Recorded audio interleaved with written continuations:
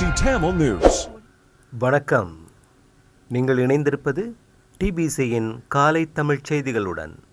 15 தீவிரவாத அமைப்புகளின் சொத்துக்களை முடக்குவதாக இலங்கை பாதுகாப்பு படை விசேட வர்த்தமானி அறிவித்தல் ஊடாக அறிவித்துள்ளது.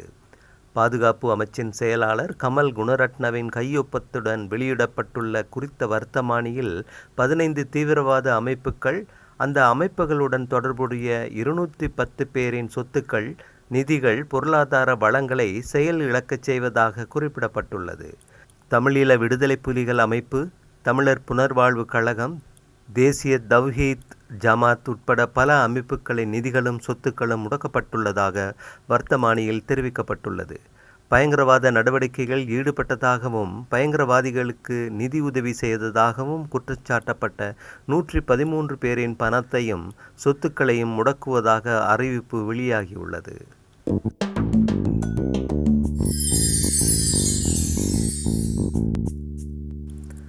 தமிழ் பொது வேட்பாளரை ஆதரிப்பதென சித்தார்த்தன் தலைமையில் நடைபெற்ற மத்திய குழு கூட்டத்தில் ஜனநாயக மக்கள் விடுதலை முன்னணி தீர்மானம் மேற்கொண்டுள்ளது.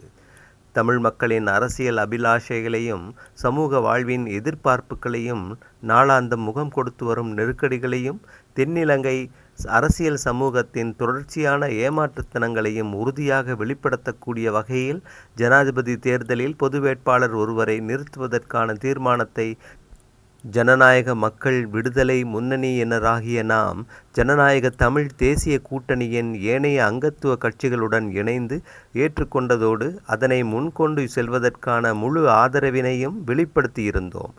அந்நேரத்தில் இத்தீர்மானத்தை ஒரு சில அரசியல் கட்சிகளினதும் ஒரு சில சமூக செயற்பாட்டு குழுக்களினதும் தீர்மானமாகவின்றி தமிழ் தேசிய பரப்பில் இயங்கும் அனைத்து தரப்பினரதும் ஏகோபித்த கோரிக்கையாக முன்னெடுப்பதன் மூலம் தமிழ் மக்களின் அபிலாஷைகளை, தீர்மானங்களை மிகவும் காத்திரமான முறையில் வலுமிக்கதாக முன்னெடுக்க முடியும் என்பதையும் தொடர்ச்சியாக வலியுறுத்தி வருகிறோம். தமிழ் பொது வேட்பாளர் கோரிக்கை பேசு பொருளாக ஆரம்பித்த காலத்தை விட இன்றைய காலகட்டத்தில் பல்வேறு தரப்பினரதும் அயராத முயற்சிகளால் அக்கோரிக்கையின் ஆதரவு தளம் அதிகரித்து வருவதோடு கோரிக்கையின் நியாயத்தன்மையும் பரந்த அளவில் உறுதிப்படுத்தப்பட்டு வருகிறது. இந்நிலைமை மேலும் சிறப்புறவும் தென்னிலங்கையிலும் சர்வதேசத்திலும் அக்கோரிக்கையில் உள்ள நியாயங்களை விஞ்ஞானபூர்வமாக உறுதிப்படுத்தவும் இயன்றளவில் மிக பெரும்பான்மையான தமிழ் தேசிய செயற்பாட்டு சக்திகளுடன் இணைந்து முன்கொண்டு செயற்படுவது தமிழ் மக்களின் எதிர்காலத்துக்கு அவசியமானது என்பதையும் எமது கட்சியின் மத்திய குழுவின் உறுப்பினர்களில் பெரும்பான்மையானோர் ஏற்றுக்கொண்டதோடு அதனை முன்கொண்டு செல்வதற்கும் அர்ப்பணிப்புடன் செயற்படுவதற்கும் தீர்மானம் மேற்கொள்ளப்பட்டுள்ளது என்று அறிவிக்கப்பட்டுள்ளது.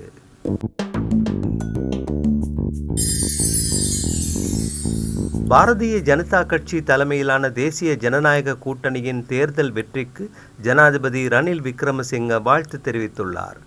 பிரதமர் நரேந்திர மோடியின் தலைமையின் கீழ் முன்னேற்றம் மற்றும் செழிப்பு ஆகியவற்றில் தேசிய மக்களின் நம்பிக்கையை வெளிப்படுத்தும் வகையில் பாரதிய ஜனதா கட்சி தலைமையிலான NTA வெற்றி பெற்றதற்கு எனது அன்பான வாழ்த்துக்களை தெரிவித்துக் கொள்கிறேன் என்று தனது ட்விட்டரில் பதிவிட்டுள்ளார்.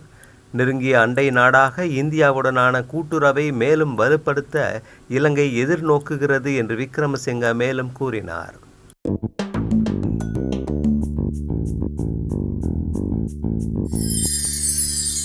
மூன்றாவது தடவையாகவும் தெரிவு செய்யப்பட்டுள்ள இந்திய பிரதமர் நரேந்திர மோடிக்கு வாழ்த்துக்களை தெரிவிப்பதாக தமிழீழ விடுதலை இயக்கத்தின் தலைவர் செல்வம் அடைக்கலநாதன் தெரிவித்துள்ளார். அவர் விடுத்துள்ள ஊடக அறிக்கையில், இந்திய நாட்டின் நடந்து முடிந்த நாடாளுமன்ற தேர்தலில் தங்களுடைய கட்சி நாடு தழுவிய ரீதியில் பெற்ற வெற்றிக்கு எமது வாழ்த்துக்களை தெரிவிக்கிறோம். தங்களின் தலைமையில் பாரதிய ஜனதா கட்சி தொடர்ந்து மூன்றாவது தடவையும் நாடாளுமன்ற தேர்தலில் வெற்றியை பெற்று ஆட்சி அமைப்பது தங்கள் மீது மக்கள் கொண்டுள்ள அதீத நம்பிக்கையை பறைசாற்றுகிறது. தங்களது இந்த வெற்றிக்கு எமது ஈழ மக்கள் சார்பாகவும் எமது கட்சி சார்பாகவும் வாழ்த்துக்களை தெரிவித்துக் கொள்வதில் பெருமிதம் அடைகிறேன். தங்கள் அரசியல் பணி தொடர்ந்து சிறக்க எமது மனமார்ந்த வாழ்த்துக்கள் என்று குறிப்பிட்டுள்ளார்.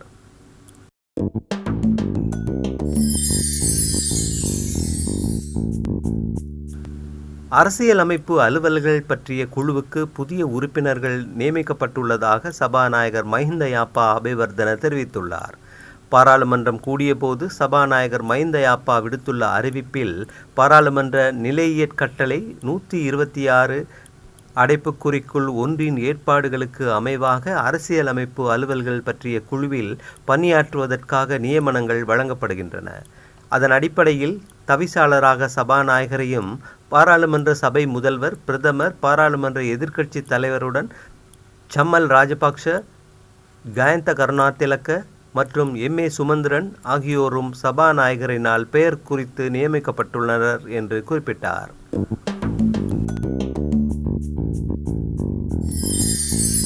பொருளாதார நிலைமாற்றம் எனும் சட்டமூலம், இலங்கை தொலைத்தொடர்பு எனும் சட்டமூலம் ஆகியவற்றுக்கு எதிராக மனுக்கள் கிடைத்துள்ளதாக சபாநாயகர் சபைக்கு அறிவித்தார். அரசியலமைப்பின் 121 1ஆம் உறுப்புரையின் பிரகாரம் இலங்கை தொலைத்தொடர்பு எனும் சட்டமூலம் தொடர்பாக உயர் நீதிமன்றத்திற்கு 2024 5/22 சமர்ப்பிக்கப்பட்ட 3 மனுக்களின் பிரதிகளும் 2024 5/27 சமர்ப்பிக்கப்பட்ட மனு ஒன்றின் பிரதியும் மற்றும் 2024 5/28 சமர்ப்பிக்கப்பட்ட மனு ஒன்றின் பிரதியும் தமக்கு கிடைத்துள்ளதாக அவர் அறிவித்தார். அத்துடன் அரசியலமைப்பின் 121 1ஆம் உறுப்புரையின் பிரகார பொருளாதார நிலைமாற்றம் எனும் சட்டமூலம் தொடர்பாக உயர் நீதிமன்றத்திற்கு சமர்ப்பிக்கப்பட்ட 5 மனுக்களின் பிரதிகள் தமக்கு கிடைத்துள்ளதாகவும் சபாநாயகர் மஹிந்த யாப்பா அறிவித்தார்.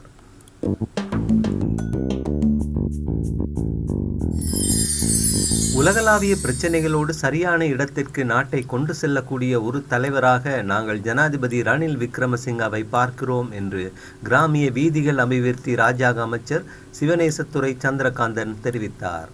ஜனாதிபதி ஊடக மையத்தில் கருத்து வெளியிட்ட அவர், மக்கள் ஆதரவுடன் மீண்டும் ஜனாதிபதியாக தெரிவு செய்யப்பட்டால் பலமான பொருளாதார கட்டமைப்பை உருவாக்குவார் என்றும் குறிப்பிட்டார். முக்கியமாக நான் ஒரு சிறுபான்மை மக்களின் பிரதிநிதி என்ற வகையில் நானும் நம்புகிறேன். ஜனாதிபதி ரணில் விக்ரமசிங்க ஜனாதிபதியாக பதவியேற்றதன் பின்னர் எமது பிரச்சினைகள் குறித்து சிறப்பான சில முன்னேற்பாடுகளை செய்து கொண்டு வருகிறார் என்று சிவனேசத்துறை சந்திரகாந்தன் சுட்டிக்காட்டினார். மேலும் நம்பிக்கை கொள்ளக்கூடிய அரசியலமைப்பில் ஏற்றுக்கொள்ளப்பட்டுள்ள மாகாண சபை முறையை நாங்கள் பலமாக கட்டமைக்க வேண்டும் என்று ஜனாதிபதி கூறி வருகிறார். இவற்றை அடுத்த வருடம் அமலாக்கக்கூடிய வாய்ப்பு கிடைக்கும் என்று நான் நம்புகிறேன் என்றும் அவர் நம்பிக்கை வெளியிட்டார்.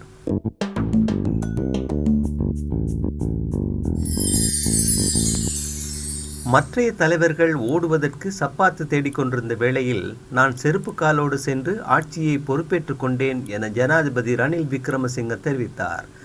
அரசியலை ஒதுக்கிவிட்டு நாட்டின் பொருளாதாரத்தை கட்டியெழுப்பும் வேலை திட்டத்திற்கு ஆதரவளிப்பது அனைவரினதும் பொறுப்பாகும் என்பதையும் அவர் வலியுறுத்தினார். நிதி ராஜாங்க அமைச்சர் ரஞ்சித் சியமலாபிட்டியவின் ருவான்வெல்ல இல்லத்தில் நடைபெற்ற மக்கள் சந்திப்பில் கலந்து கொண்டிருந்த போதே அவர் இதனை குறிப்பிட்டார். குறுகிய மனப்பான்மையின்றி அனைவரும் ஒன்றிணைய வேண்டிய காலகட்டத்தில் நாம் இருக்கிறோம். பொருளாதார நெருக்கடியிலிருந்து நாம் இன்னும் மீளவில்லை என்று குறிப்பிட்ட அவர், எரிபொருளும் உரமும் கிடைத்தாலும் நல்ல விளைச்சல் கிடைத்தாலும் பொருளாதார நெருக்கடியிலிருந்து நாம் இன்னும் முழுமையாக விடுபடவில்லை என்றும் சுட்டி காண்பித்தார்.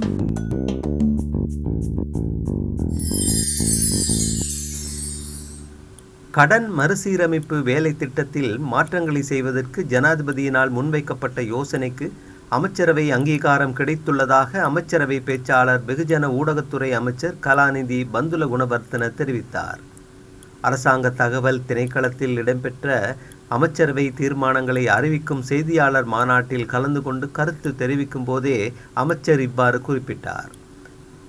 நாட்டின் மிக முக்கியமான தேசிய பிரச்சினை வெளிநாட்டு கடனை மறுசீரமைப்பதாக குறிப்பிட்ட அமைச்சர், வெளிநாட்டு கடன் மறுசீரமைப்பு வேலை திட்டத்தை அவ்வாறே நடைமுறைப்படுத்தாமல் நாட்டை ஒரு பங்கு கூட முன்னோக்கி செல்ல முடியாது எனவும் வலியுறுத்தினார். இலங்கையின் வரலாற்றில் கடந்த 3-4 தசாப்தங்களாக இந்நாட்டின் ஜனாதிபதியாக யார் இருந்தாலும் சரி, யார் ஆட்சி பொறுப்பில் இருந்தாலும் சரி, அரசாங்கத்தை நடத்துவதற்கு போதிய வருமானம் இல்லை என அவர் நினைவு கூர்ந்தார். வீதிகள், பாலங்கள், அணைகள் கட்டுதல், பேருந்துகள், ரயில்கள் கொள்வனவு செய்தல் போன்ற அனைத்தும் உள்நாட்டு மற்றும் வெளிநாட்டு கடனின் ஊடாகவே மேற்கொண்டதாகவும் அமைச்சர் சுட்டிக்காட்டினார். இப்பிரச்சினைக்கு தீர்வு காணும் வகையில் நிதியமைச்சர் மற்றும் நாட்டின் தலைவர் என்ற ரீதியில் ஜனாதிபதி பொருளாதார மாற்றுச் சட்டத்தை பாராளுமன்றத்தில் சமர்ப்பித்துள்ளதாகவும் அந்த சட்டம் நிறைவேற்றப்பட்டால் மட்டுமே ஆட்சிக்கு வரும் எந்த அரசாங்கமும் 2 வாரங்களுக்கு மேல் இயங்க முடியும் என்றும் அமைச்சர் மேலும் சுட்டிக்காட்டினார்.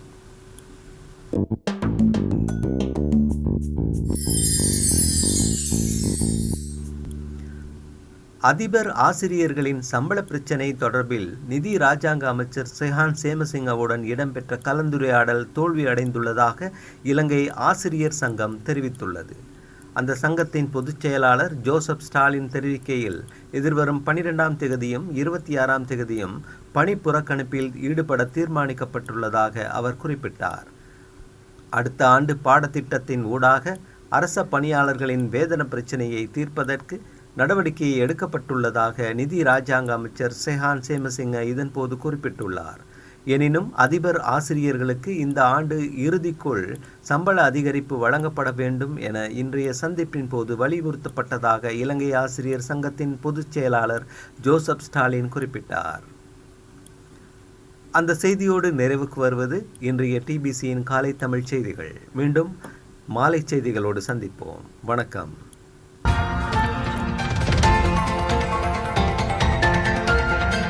TBC Tamil News.